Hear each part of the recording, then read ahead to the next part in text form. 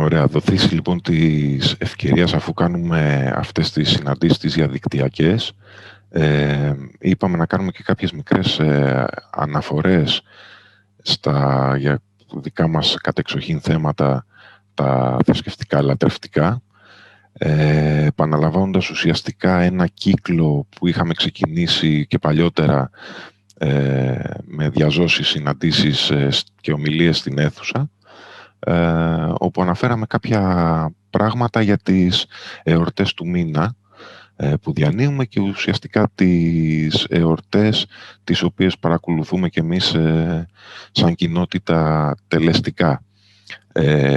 Επειδή σκοπός και εφόσον το καταγράφουμε τη σημερινή συνάντηση είναι να μπορέσει το αντικείμενο να προσεγγιστεί και από κόσμο εκτός του στενού κύκλου των μελών της κοινότητας, οι οποίοι λίγο πολύ έχουν και τις περισσότερες από αυτές τις πληροφορίες. Θα ήθελα η συζήτηση να επεκταθεί λίγο οι αναφορές που θα γίνουν από τα αμιγώς λατρευτικά, δηλαδή ίσως στον τρόπο που θα αναφερθώ σε κάποια πράγματα ή θα εξηγήσουμε κάποια πράγματα, θα παρισφρήσουν και μη λατρευτικές, μη πολυθεϊστικές απόψεις, απλά για να έχουμε μια συνολική εικόνα κάποιων δεδομένων που αντιμετωπίζουμε και συναντούμε καθώς καθώς ασχολούμαστε με τις εορτές του μήνα, για να υπάρχει μια πιο σφαιρική αντιμετώπιση. Μιλάμε για τον μήνα Μεμακτηριώνα, για το Αττικό ημερολόγιο και εξού εορτολόγιο, που είναι ο 5ος μήνας του Αττικού έτους και ουσιαστικά είναι ο μήνας στον οποίο σηματοδοτείται η αρχή του χειμώνα. Ένα πράγμα που έχουμε συζητήσει στο παρελθόν πολλές φορές και εγώ προσωπικά έχω αναφερθεί πολλές φορές αυτό, είναι ότι ο σημερινός τρόπος ζωής με την απόσταση την οποία μας δημιουργεί μεταξύ της καθημερινότητάς μας και της πραγματικότητας της φύσης, τουλάχιστον έτσι όπως τη βίωναν οι παραδοσιακοί πολιτισμοί, είναι ένα γεγονός το οποίο μας δυσκολεύει πάρα πολύ την κατανόηση σε πάρα πολλές και βασικές πτυχές της θρησκείας μας. Και αυτό γιατί όπως κάθε φυσική πολυθεϊστική θρησκεία είναι άμεσα συνυφασμένη με αυτούς τους κύκλους της φύσης. Και γι' αυτό ξεκινάω την αναφορά ότι είναι ο πρώτος μήνας του χειμώνα. Εμείς σήμερα με τις δυνατότητες που μας δίνει η τεχνολογία, το ουσιαστικά επίπλαστο περιβάλλον που έχουμε φτιάξει, το ανθρώπινο δηλαδή κοινωνικό περιβάλλον που έχουμε φτιάξει και κάθεται πέρα και έξω και πάνω από το πραγματικό φυσικό περιβάλλον, διαφοροποιεί και τον τρόπο που βλέπουμε και ζούμε τα πράγματα. Έτσι για μας ο χειμώνας μπορεί να είναι ότι κλεινόμαστε στο σπίτι που έχει ζέστη, δεν κινδυνεύουμε από τα φυσικά φαινόμενα, ανοίγουμε την τηλεόραση, μιλάμε με τους φίλους μας, παίζουμε παιχνίδια στον υπολογιστή, κάνουμε ουσιαστικά πράγματα τα οποία δεν υπήρχαν και όλες αυτές έχουμε μια ευκολία μετακίνησης λόγω ότι υπάρχουν αυτοκίνητα, υπάρχουν μεταφορικά μέσα, συνεχίζουμε και πηγαίνουμε στη δουλειά μας χωρίς να αλλάξει κάτι κτλ. Αυτό μας δημιουργεί μια καθημερινότητα και ένα τρόπο ζωής εντελώς διαφορετικό από αυτόν που υπήρχε στην αρχαιότητα. Στην αρχαιότητα, όταν λέμε είναι η αρχή του χειμώνα, σημαίνει για παράδειγμα ότι πάβουν τα θαλάσσια ταξίδια. Ότι ταξίδι γινόταν για εμπορικούς ή άλλους σκοπούς σταματάει μέχρι μετά τα μέσα της Άνοιξης που ευνοεί πάλι ο καιρός τέτοιες διαδικασίες. Το μεγάλο μέρος του πληθυσμού το οποίο ασχολείται με αγροτικές εργασίες σταματάει και αυτό τις καθημερινές του ασχολίες και ουσιαστικά κλείνει ένα πολύ μεγάλο κύκλο κόπου βασάνων και προσδοκιών, μέχρι να έρθει πάλι η Άνοιξη και να ξεκινήσουν εκ νέου όλες αυτές οι διαδικασίες. Όλα αυτά σαν αλλαγή στη καθημερινότητα του ανθρώπου δημιουργούν και ένα άγχος και ένα φόβο, θα μπορούσα να πω, ο οποίος σήμερα δεν γίνεται κατανοητός, ακριβώς γιατί η καθημερινότητα μας δεν αλλάζει και τόσο πολύ. Δουλεύαμε 8ωρο το καλοκαίρι, δουλεύουμε, όσοι είμαστε τυχεροί και έχουμε ακόμα δουλειά, 8ωρο και σήμερα και τον επόμενο μήνα. Δεν αλλάζει κάτι ουσιαστικό.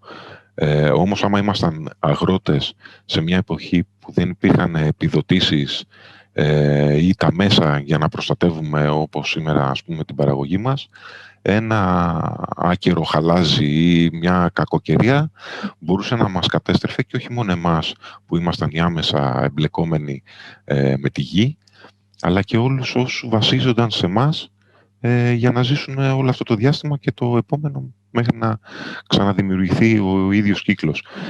Και αυτή η αγωνία είναι μια αγωνία που εκφράζουν όλοι οι πολιτισμοί και βγαίνει και τελεστικά, τελετουργικά,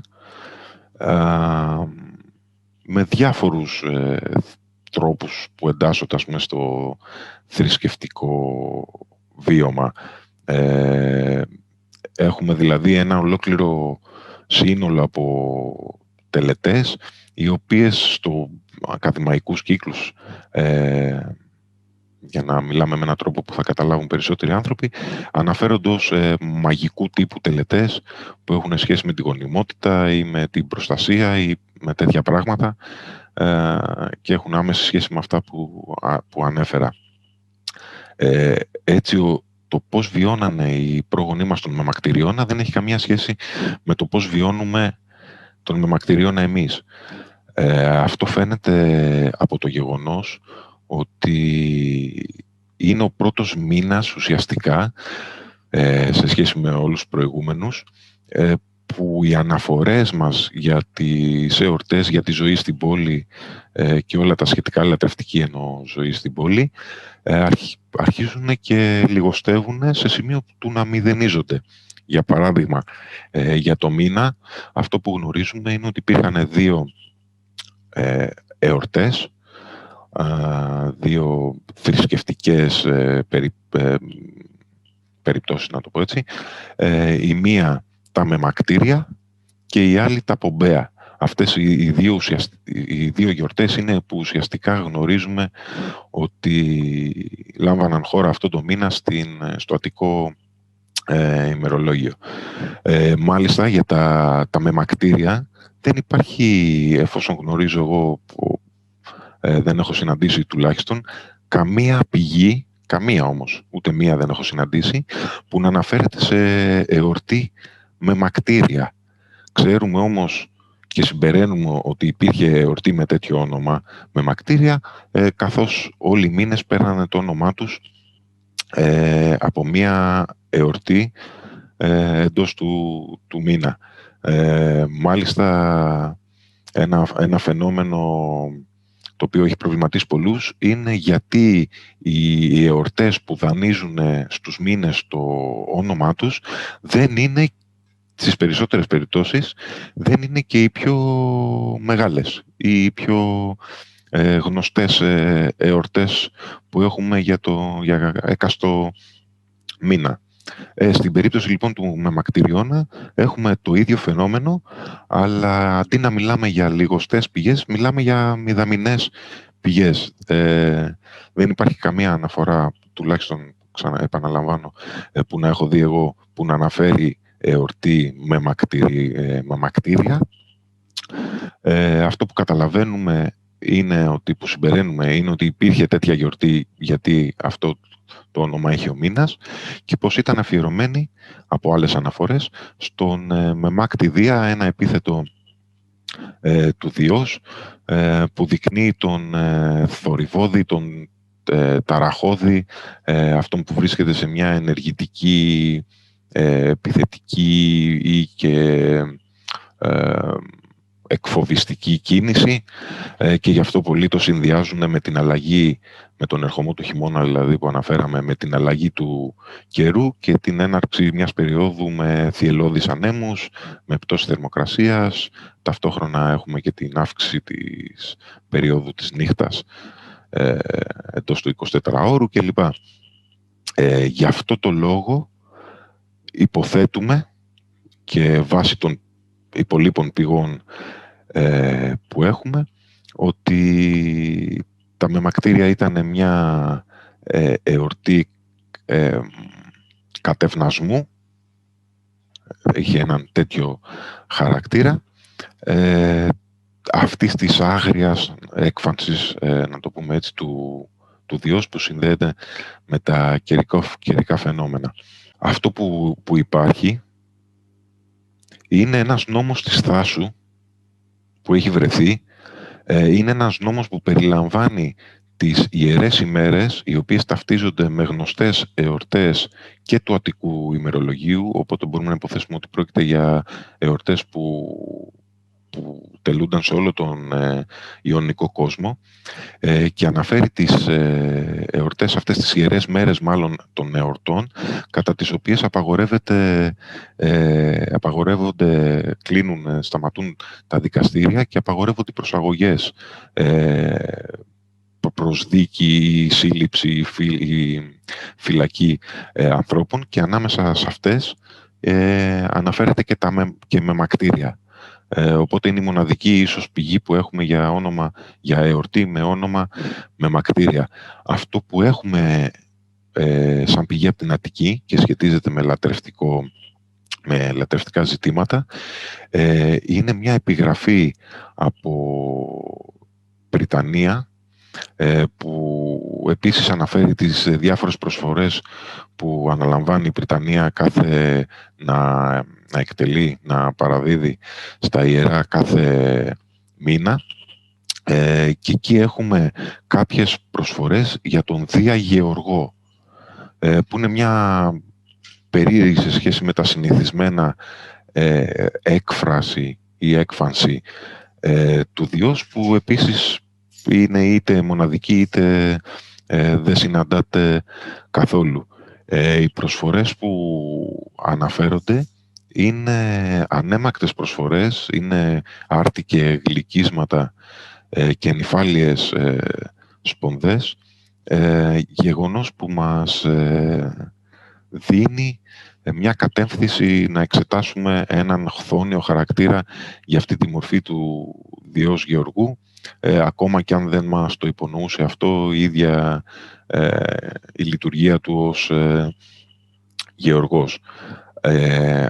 Αυτό επίσης μπορούμε να το συνδυάσουμε, καθώς δεν έχουμε αντίστοιχες αναφορές για τέτοια έκφανση του Διός, για παράδειγμα με μια αναφορά του Ησιώδου, ο οποίος στα έργα και ημέρες μας λέει το εξής, δίνει οδηγίες για το όργωμα ουσιαστικά. «Συνάμα εσύ και η δούλη σου και τη ξερή και τη βρεγμένη γη να οργώσεις του οργώματος την ώρα, σπέβδοντας πολύ πρωί για να είναι τα χωράφια σου καρπούς γεμάτα, την άνοιξη να βολοκοπείς. Μα και η γη που οργώθηκε ξανά το θέρος δεν θα σε διαψεύσει». Δεύτερη δηλαδή περίοδος οργώματος στο θέρος. «Σπήρε το νιάμα όσο ακόμα είναι ελαφρύ το χώμα του. Το νιάμα προστατεύει από το κακό και τους θεούς του τέρπει». Και μας λέει εδώ, «Ευχή σου στο χθόνιο Δία και την αγνή Δήμητρα, όριμο να βαραίνει της Δήμητρας το ιερό σιτάρι. Μόλις αρχίσεις το όργωμα, όταν την άκρη της λαβής του αρότρου πιάνεις με το χέρι και τη βουκέντρα στα νότα κατεβάζεις των βοδιών, καθώς τραβάν με το ζυγόλουρο τον δρύινο πάσαλο». Βλέπουμε εδώ μια αναφορά λοιπόν σε μια χθόνια μορφή του Διός, η οποία ταυτίζεται σαν λειτουργία με αυτή που βλέπουμε στην λατρευτική επιγραφή, δηλαδή ο Δίας να συνδυάζεται με τη Δήμητρα και να έχει σχέση με την καλλιέργεια της γης. Το επόμενο δύσκολο σημείο για να ερευνήσουμε ή να κατανοήσουμε είναι ποια ακριβώς είναι αυτή η έκφανση του Διός στην αρχή του χειμώνα, με την οποία τον προσκαλούμε ως γεωργό, για να μπορέσουμε να καταλάβουμε, να υποθέσουμε και τη φύση την εξήγηση, την εξήγηση τη θρησκευτική, τη λατρευτική πίσω από αυτές τις προσφορές. Το λέω αυτό γιατί ουσιαστικά όλες οι εργασίες, οι αγροτικές, έχουν πάυσει αυτή την περίοδο. Δηλαδή, το όργωμα, το οποίο ξέρουμε ότι συνδυάζεται, ας πούμε, με την εορτή των προειρωσίων τον προηγούμενο μήνα και τη Δήμητρα και αντίστοιχες τελετές που γίνονταν τότε, έχει τελειώσει. Έχει τελειώσει η συγκομιδή των καρπών και γι' αυτό έχουμε την παροχή απαρχών στις προσφορές και για το Δία Γεωργό. Η σπορά, η φθινοπορεινή έχει τελειώσει. Το μόνο που μένει είναι ότι ίσως έχουμε μια δεύτερη περίοδο χειμερινής σποράς. Το άλλο μπορούμε να υποθέσουμε και βάσει της αναφοράς του Ησιώδου είναι ότι συνδυάζοντας με ότι ουσιαστικά ένας χθόνιος Δίας είναι μια άλλη μορφή, ένας άλλος τρόπος να πούμε ότι μιλάμε για τον Πλούτονα. Ουσιαστικά ο χθόνιος Δίας σε πολλές περιπτώσεις είναι ο Πλούτονας, ή έτσι μπορούμε να το ερμηνεύσουμε. Και εδώ πέρα ταιριάζει πάλι η περίπτωση, γιατί έχουμε, ας πούμε, αποτυπώσεις του σε κρατήρες, σε αντικείμενα της τέχνης. Έχουμε αποτυπώσεις του Πλούτονα με το κέρας της Αμάλθειας. Είναι πολύ γνωστό ότι θεωρούσαν οι προγονείς μας ότι ο Πλούτονας είναι αυτός που μέσω της γης βοηθάει ή ευθύνεται για την ευκαρπία της γης, και ως εφημισμό από Άδης αναφέρεται ως Πλούτον. Είναι ένας τρόπος, ας πούμε, εξορκισμού του φόβου που προκαλεί ο θάνατος και ο κάτω κόσμος, ταυτόχρονα δίνοντας τη διάσταση ότι είναι πλουτοδότης, και γι' αυτό το εφημιστικό επίθετο Πλούτον.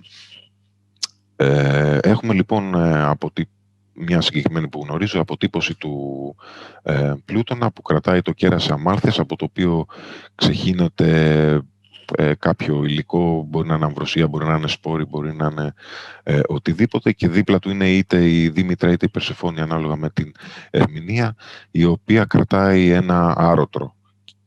Άρα έχουμε πάλι αυτό το συνδυασμό των δύο θεοτήτων, Χθονίου Διός ή Πλούτονα, με τη Δήμητρα, που βασίζεται σε γεωργικές διαδικασίες και κύκλους.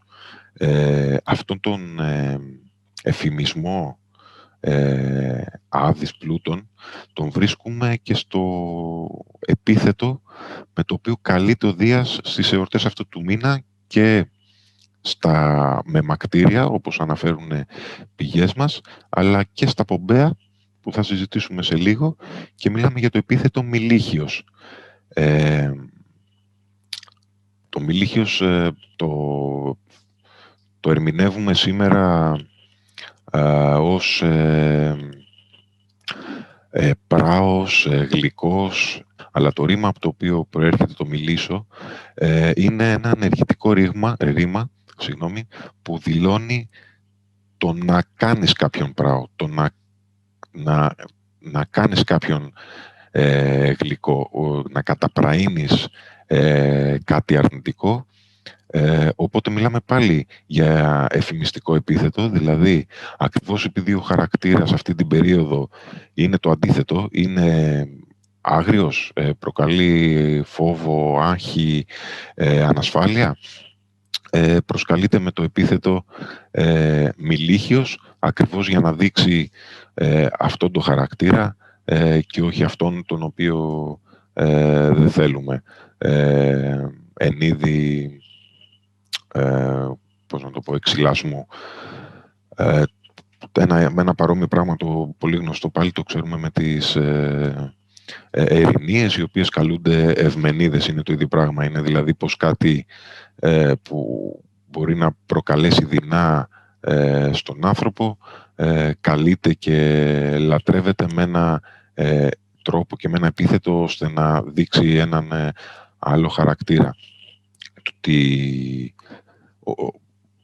η επίκληση στο μήνα του Διός είναι το Μιλίχιος, το γνωρίζουμε από πηγές, να δω αν θα βρω κάποια σημειωμένη να σας τη διαβάσω.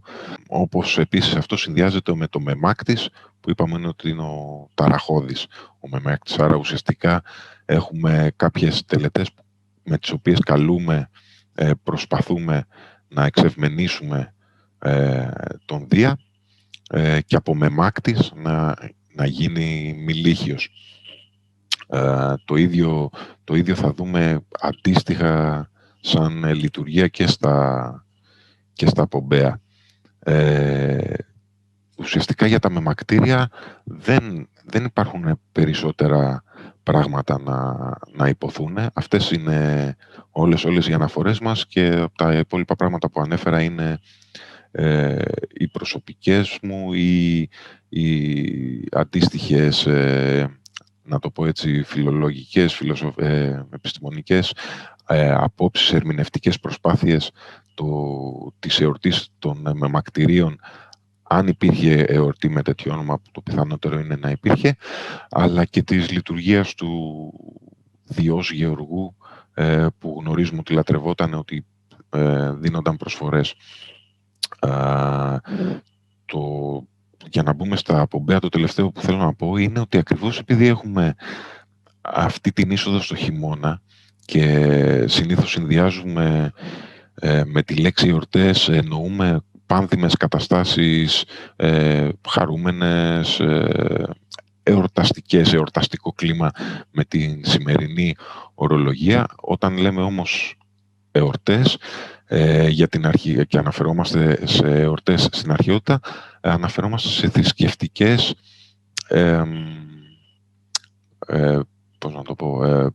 περιπτώσεις, σε